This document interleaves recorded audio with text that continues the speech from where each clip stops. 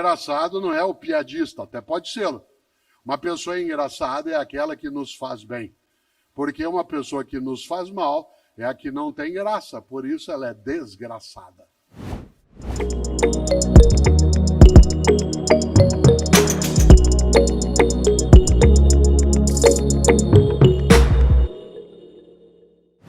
A palavra graça, né, no latim, que é gracia, né, escreve com T, gratia, gracia significa aquilo que é protegido, que é cuidado, que é abençoado.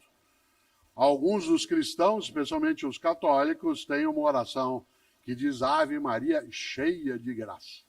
Esta ideia é muito marcante, porque a expressão graça do latim, ela é uma tradução de uma expressão grega antiga muito bonita, que é caris.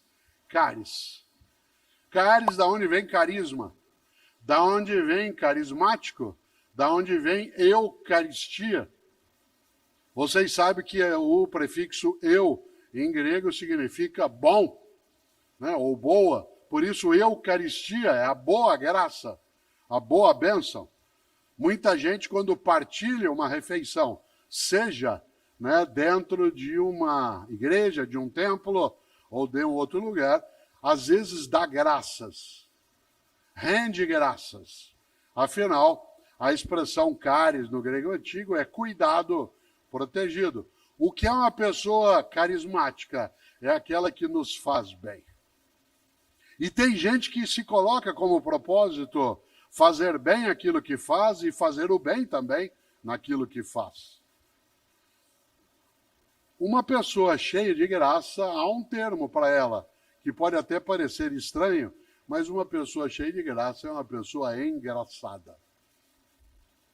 Atenção, engraçado não é ridículo. Engraçado não é o piadista, até pode ser. Uma pessoa engraçada é aquela que nos faz bem. Porque uma pessoa que nos faz mal é a que não tem graça, por isso ela é desgraçada. Uma cidade que nos faz bem é uma cidade cheia de graça. Um trabalho que nos faz bem é cheio de graça. O que se ausenta na graça, a gente diz que desgraça. Por isso, olha só, você já ouviu isso ou já disse? Ô trabalho desgraçado, ô empresa desgraçada, ô família desgraçada.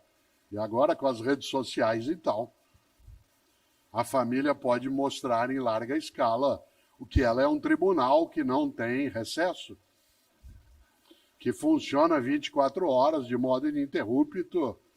E aí há pessoas que olham e dizem, ô família desgraçada. Eu moro em São Paulo, como disse, há 55 anos. É comum a pessoa dizer, ô cidade desgraçada. Ô governo desgraçado. Ô professor desgraçado. Quando eu era criança em Londrina, desgraçado era palavrão. A gente precisa cuidado. Eram duas palavras que eram proibidas quando eu era criança em casa. Desgraçado, que meu pai Antônio e minha mãe Emília impediam que a gente o fizesse. E a outra era lazarento. Hoje em dia nem faz muito sentido a palavra lazarento, ela parece um pouco arcaica, né? Minha mãe Emília, que faleceu com 93 anos, ela gostava muito de eu contar para ela duas piadas. E eu gostava de contar porque ela pedia para contar de novo.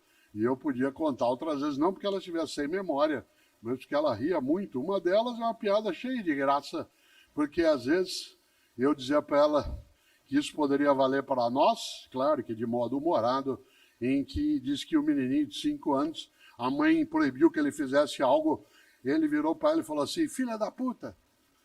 Ela falou, quem que é filha da puta? Ele falou, eu. E ela ria muito dessa história, porque aquilo tinha uma graça interna, independentemente do palavrão, né, tinha algo que encantava naquilo. A outra, ela era professora, tal como eu sou, e ela dizia algo que tem a ver até com a noção de vida, trabalho e propósito. Ela disse que a mãe, 6 da manhã, foi lá acordar o filho e falou, filho, acorda, está na hora de você levantar, você tem que ir para a escola. Ai, não, mãe, deixa eu ficar na cama. Filho, levanta, por favor. Você tem que ir para a escola. Ah, mãe, não quero ir, deixa eu dormir. Eu não aguento aqueles meninos, não aguento aquelas professoras. Filho, você tem que levantar, filho. Você é o diretor da escola. Tá?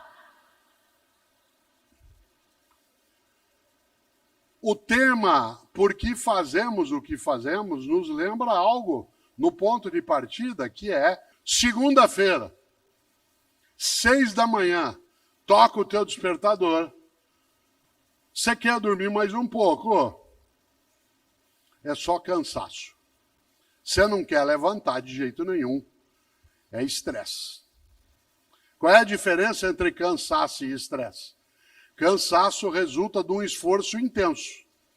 Estresse resulta de um esforço sem sentido. Uma vida estressante é aquela em que você não enxerga o propósito. Uma vida cansativa é aquela que você tem esforços intensos. Exemplo concreto. Toca o despertador, segunda-feira, você não quer levantar. Você até põe lá o automático para ele tocar depois de novo. Segunda-feira, 6 da manhã, você não quer sair da cama. Você não quer que ninguém te chame. Você vira para a pessoa com quem você está dormindo e diz, liga lá e diz que eu morri. Você está rezando para dar alguma encrenca no trânsito para não ter nada aquele dia. Como é que você cura cansaço? Descansando. Como é que você muda estresse? Buscando propósito. Evidentemente. O cansaço vem do esforço intenso. Há muitas pessoas aqui que são pais, mães, avós, cuidam de crianças, seja como adultos, em que é muito cansativo. Criança te exaure. Criança faz com que você entre em estado de exaustão.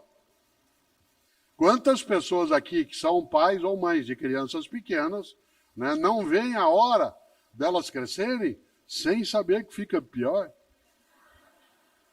Que quando eles são pequenos, você não dorme porque eles não deixam. E depois, quando eles crescem, você não dorme porque eles não chegam. Né? Claro. Ainda assim, tem propósito. Quer ver um exemplo? Uma mãe, isso mais na costa feminina, 2/3 do trabalho que é feito no mundo para a humanidade ficar viva é feita por mulheres, o trabalho. De cada 3 horas que se trabalha no planeta para a humanidade continuar viva, 2 delas são as mulheres que fazem, uma são os homens. O que é um desequilíbrio brutal. O que leva uma parte das mulheres a estarem ainda mais cansadas, mas não necessariamente estressadas. O estresse vem quando você não tem reconhecimento, não vê sentido naquilo que você está fazendo. Olha só. Pessoas que aqui atuam na área da saúde, que passaram 2020 e 2021. Nós estamos nos aproximando da data do primeiro óbito por Covid no Brasil, regulamentado oficialmente, que foi 17 de março de 2020. Eu nunca me esqueço, porque no 15 de março de 2020, eu fui fazer um programa de TV, um programa do Faustão. Aliás, eu estava nele a semana passada, lá no Arquivo Pessoal, sendo homenageado, que para mim foi muito honroso, mas fui fazer o programa e já era sem público. E nós não tínhamos óbito registrado ainda. No dia 15 de março de 2020, isto é, há 3 anos. A gente imaginava que logo aquilo sairia, o horror que veio, aquilo que nos marcou, machucou, feriu, colocou em luto de muitos modos.